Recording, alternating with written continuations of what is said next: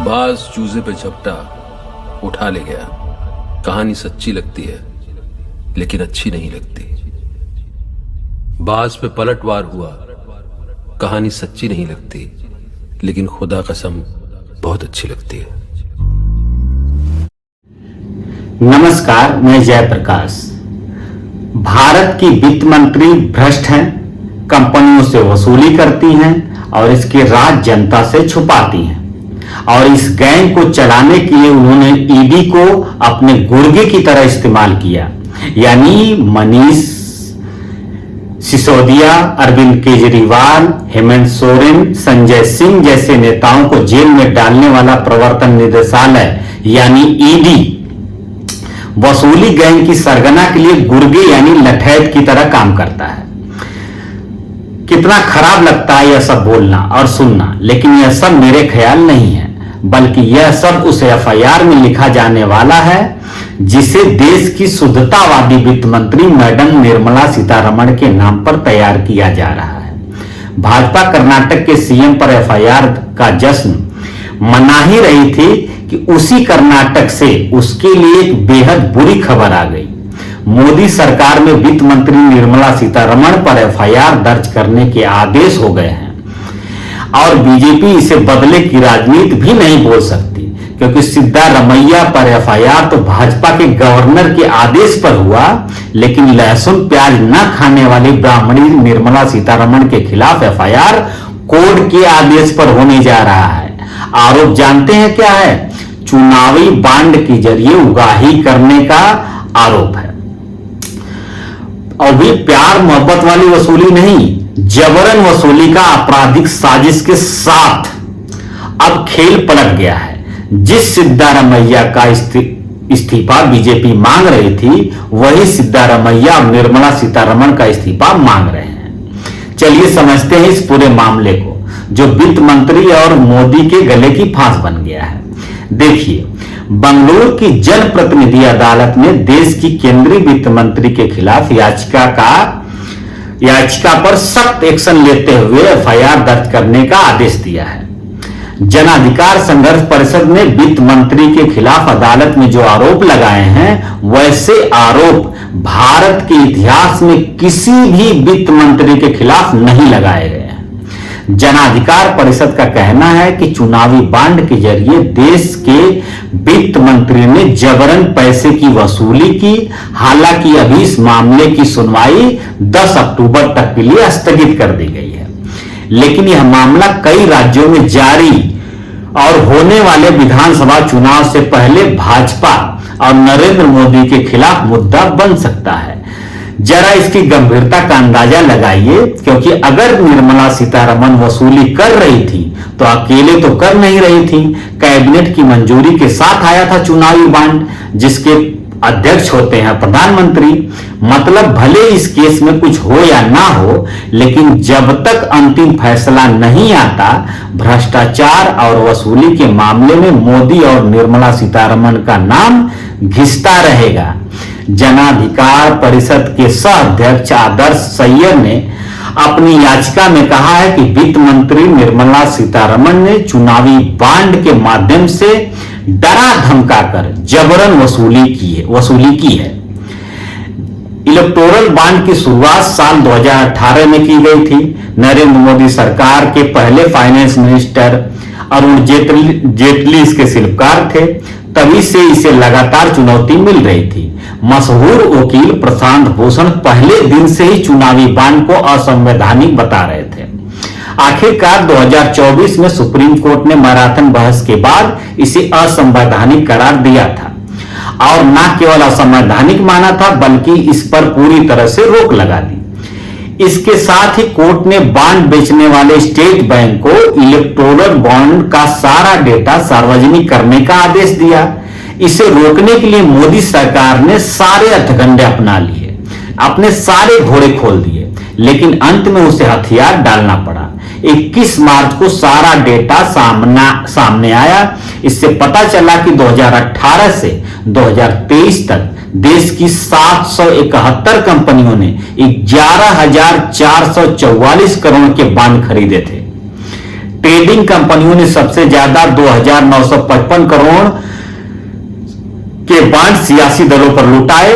Data सार्वजनिक होने के बाद जुलाई 2024 में कारपोरेट और राजनीतिक दलों के बीच लेन-देन की जांच एसआईटी से करवाने की याचिका सुप्रीम कोर्ट में दायर की गई थी।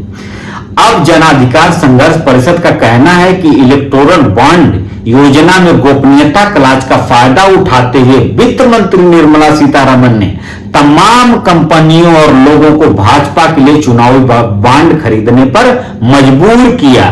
शिकायत में कहा गया है कि अप्रैल 2019 से अगस्त 2022 तक व्यवसायी अनिल अग्रवाल की फर्म से लगभग 230 करोड़ और अरबिंदो फार्मेसी से 49 करोड़ चुनावी बॉन्ड के जरिए वसूले गए। याचिकाकर्ता का कहना है कि सीधे सीधे वसूली गिरोह की तरह था, जिसकी सरगना निर्मला सीतारमण थी।